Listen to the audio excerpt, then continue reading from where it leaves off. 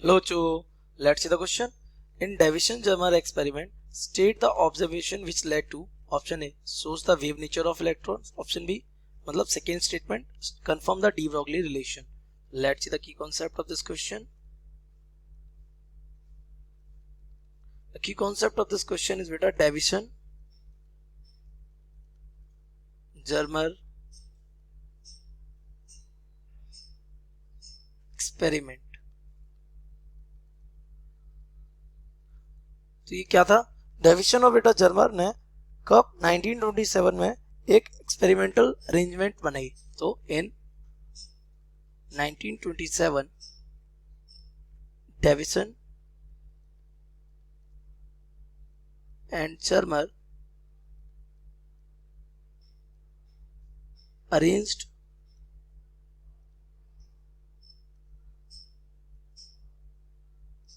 an experimental setup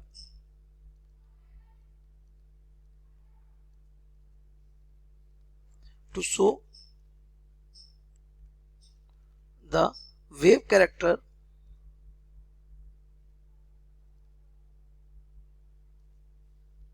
of electrons।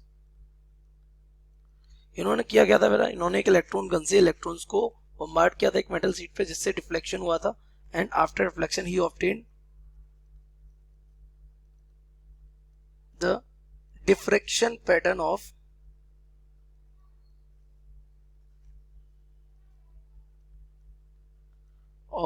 Electrons. तो ये diffraction pattern important था बिकॉज डिफ्रैक्शन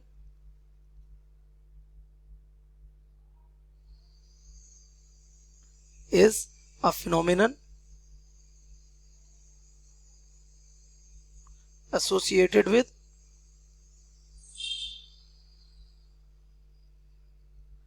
wave nature। और show किसने किया, इलेक्ट्रॉन्स ने। That's why electrons possess wave nature also। क्यों, क्योंकि उन्होंने कौन सा डिफ्रैक्शन पैटर्न को रिप्रेजेंट किया जो किसका था, वेव्स का नेचर है। Now second, confirm the de Broglie relation.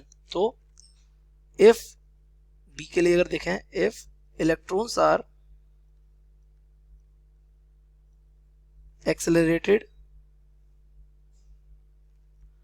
with 54 volt of potential difference, then the wavelength must be, अगर आप 54 वोल्ट से इसको एक्सेलरेट करेंगे तो डी ब्रोगली के अकॉर्डिंग जो वेवलेंथ आनी चाहिए वो आनी चाहिए 1.66 ऑफ एंगस्ट्रॉम। ये 21 वाले रिलेशन से आएगी, lambda is equals to h upon root के अंदर 2 MeV, इस रिलेशन से आनी चाहिए। अब उन्होंने इसको कैसे एक्सपेरिमेंटली कैलकुलेट किया, दे एक्सपेरिमेंटली कैलकुलेटेड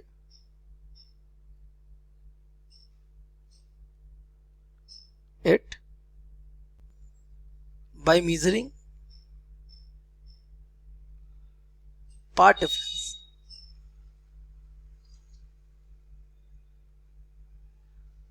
अब पार्ट डिफरेंस से कैसे, तो आपको पता है डिफ्रैक्शन पैटर्न में पार्ट डिफरेंस जो होता है that is given lambda is equals to 2d sin theta.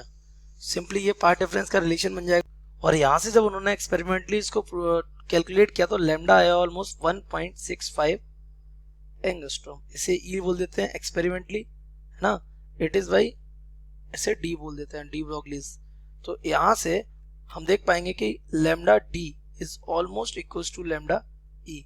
यहाँ से प्रूफ हो जाता है कि जो रिलेशन उन्होंने दिया था डी ब्रोगली वेव का वो करेक्ट है। Hence D Broglie relation is correct. So I hope you have understood it well. Best of luck.